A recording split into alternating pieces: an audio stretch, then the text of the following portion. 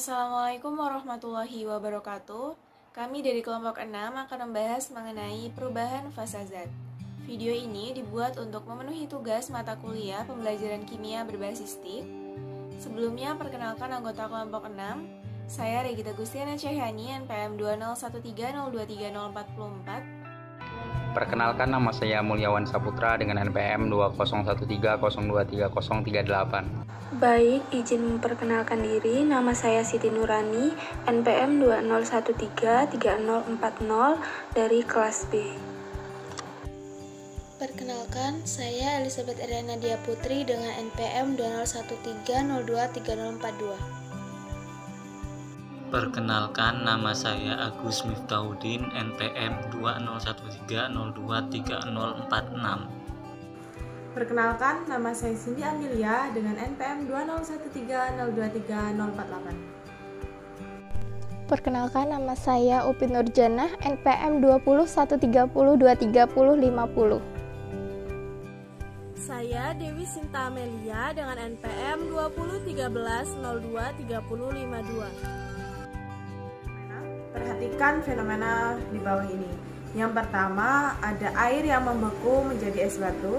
Kemudian yang kedua ada teh dengan air bersuhu tinggi yang menguap. Kemudian yang ketiga ada titik-titik air pada daun di pagi hari. Dan yang keempat ada kapur barus yang lama-kelamaan akan habis. Baik, berikutnya adalah wujud zat. Untuk zat sendiri adalah sesuatu yang memiliki massa dan menempati ruang. Kemudian untuk wujud zat adalah bentuk-bentuk berbeda yang diambil dari berbagai fase materi berlainan. Untuk perubahan fase sendiri adalah perubahan fase terjadi saat sebuah zat berubah dari satu wujud ke wujud lainnya. Misalnya dari gas ke cair, cair ke padat, padat ke gas, dan sebaliknya. Kemudian, wujud zat dibagi menjadi 3. Yang pertama adalah padat, yang kedua adalah cair, yang ketiga adalah gas. Untuk padat sendiri adalah zat yang memiliki bentuk tetap dan volumenya juga tetap. Kemudian, untuk yang kedua adalah cair, jarak antar partikelnya agak renggang. Kemudian, sehingga dapat berubah bentuk sesuai dengan bentuk wadahnya. Dan yang ketiga adalah gas. Untuk gas sendiri, jarak antar partikelnya sangatlah berjauhan. Gaya tarik antar partikel lemah dan susunannya tidak beratur, sehingga gaya partikel gas adalah sangat bebas. Selanjutnya yaitu wujud zat dalam zat padat, di mana zat padat ini memiliki ciri-ciri diantaranya yaitu bentuk dan volume tetap, susunan partikelnya teratur, dan gaya tarik menarik antar partikelnya sangat kuat sehingga partikel tidak dapat bergerak dengan bebas. Zat padat ini merupakan zat yang memiliki bentuk yang tetap dan volume yang tetap, misalnya yaitu es batu. Pada slide ini terdapat animasi terkait dengan es batu yang dimasukkan ke dalam gelas. Es batu ketika dimasukkan ke dalam gelas ini memiliki bentuk yang tetap dan volume yang tetap. Kemudian terdapat animasi terkait dengan pergerakan susunan partikel zat padat, di mana susunan-susunan partikel zat padat ini sangat teratur dan gaya tarik-menarik antar partikel yang sangat kuat sehingga menyebabkan pergerakan partikel-partikel zat padat ini tidak dapat bergerak dengan bebas. Kemudian zat cair. Ciri-ciri zat cair yaitu yang pertama volumenya tetap, kedua bentuknya mengikuti wadah, ketiga ikatan antar partikelnya lemah, keempat partikelnya lebih bebas bergerak.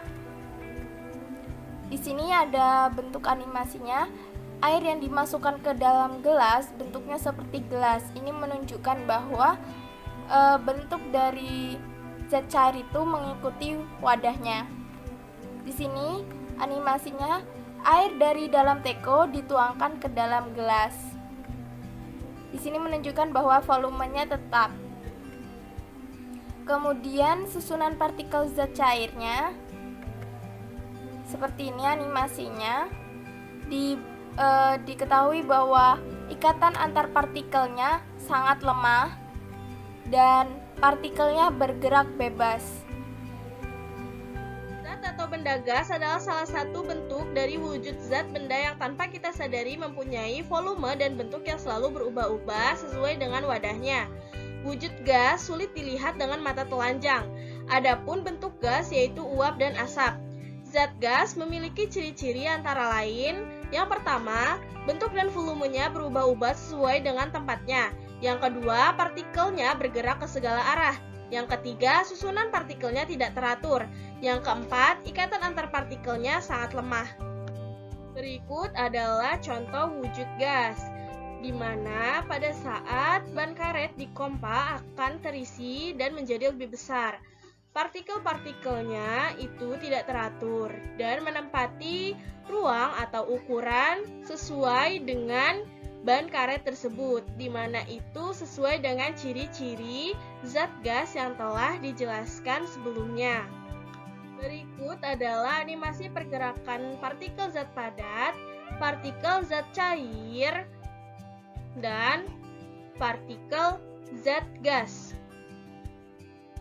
Pengertian fase. Fase adalah keadaan suatu zat yang seragam dalam komposisi kimia dan bentuk fisiknya. Fase adalah zat yang homogen secara kimia dan fisika. Fase merupakan besaran zat yang memiliki struktur fisika dan komposisi kimia yang seragam. Kemudian perubahan fase. Perubahan fase adalah proses perubahan bentuk suatu zat menjadi bentuk lain. Salah satu penyebab perubahan fase tersebut adalah kalor. Perubahan fase merupakan efek dari adanya salah satu sifat fisika zat, yaitu wujud. Sifat fisika zat sendiri ialah sifat yang dapat diamati secara langsung tanpa mengubah susunan zat, misalnya wujud, warna, kelarutan, daya hantar listrik, kemagnetan, titik lebur, dan titik didih. Selanjutnya, perubahan fase. Apabila sesuatu zat padat dipanaskan terus-menerus pada tekanan tetap, maka temperaturnya akan naik terus sampai pada suatu harga temperatur tertentu di mana temperaturnya menjadi konstan. Pada temperatur konstan tersebut, kalor yang diserap zat dipergunakan seluruhnya untuk melakukan perubahan wujud atau transformasi fase. Temperatur zat akan naik lagi apabila seluruh massa zat sudah berubah wujudnya. Perubahan fase dibedakan menjadi 6. 1 menguap, 2 mengembun, 3 mencair, 4 membeku, 5 menyublim, dan 6 mengkristal. Coba kalian perhatikan ketika kalian memanaskan air atau merebus air. Air tersebut lama-kelamaan akan menguap. Menguap sendiri merupakan peristiwa perubahan wujud dari cair menjadi gas. Dan jika air tersebut kita panaskan secara terus-menerus, air di dalam panci itu akan berkurang bahkan habis karena berubah menjadi gas. Selanjutnya muncul pertanyaan, apakah menguap itu hanya dapat terjadi dengan adanya pemanasan atau kalor? Nah, sekarang coba kalian perhatikan gelas yang berisi air, kemudian kita tutup dengan tutup gelas, dimana lama-kelamaan di dalam gelas ini akan muncul titik-titik air. Dan jika kita buka pada tutup gelas, itu terdapat titik-titik air. Nah, dari mana titik-titik air itu berasal? Titik-titik air itu berasal dari air yang menguap, tetapi uapnya itu tidak dapat keluar karena tertutup oleh tutup gelas. Sehingga uap air tadi itu akan mengembun pada tutup gelas dan akan muncul titik-titik air seperti pada gambar yang ada di slide PPT. Nah, maka dari itu dapat kita simpulkan bahwa zat cair itu dapat menguap tanpa dipanaskan. Tetapi tetap saja yang namanya menguap itu memerlukan kalor. Tetapi di sini kita tidak memanaskan airnya.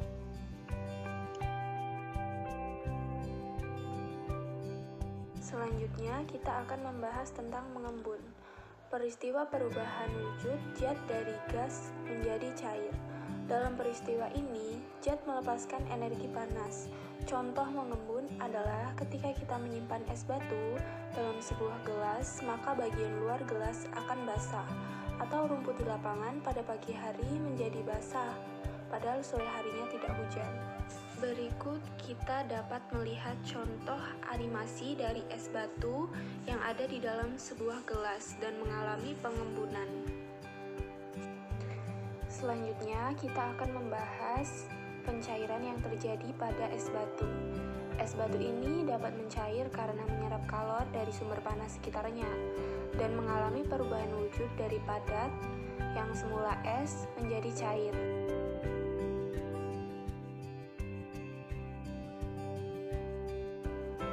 Selanjutnya, akibat dari penyerapan kalor, lama-kelamaan es pun mencair hampir seluruhnya.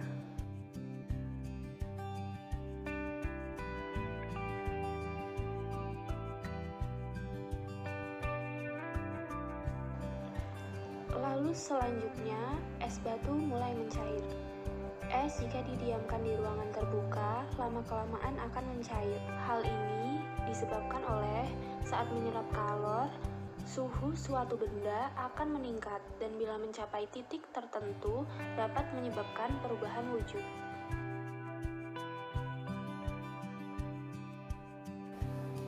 Yang selanjutnya adalah membeku. Membeku merupakan peristiwa yakni perubahan wujud zat cair menjadi padat. Dalam peristiwa ini, zat ini melepaskan energi panas. Contoh dari membeku adalah air yang ada di dalam wadah ketika dimasukkan ke dalam freezer maka akan menjadi es batu. Contoh lainnya adalah lilin yang cair, kemudian didinginkan maka akan menjadi padat.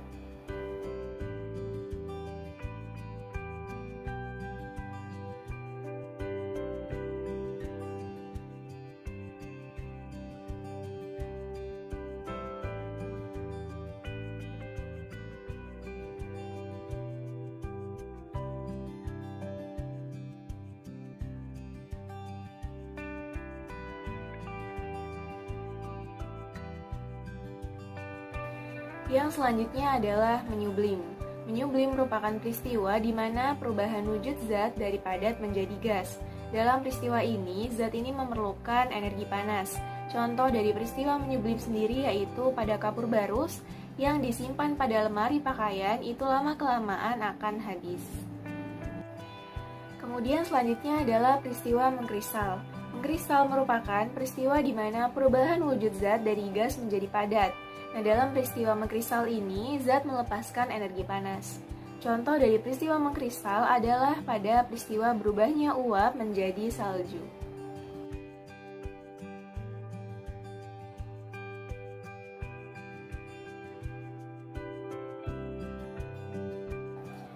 Contoh peristiwa lain dari mengkristal adalah adanya kristal pada freezer di lemari pendingin.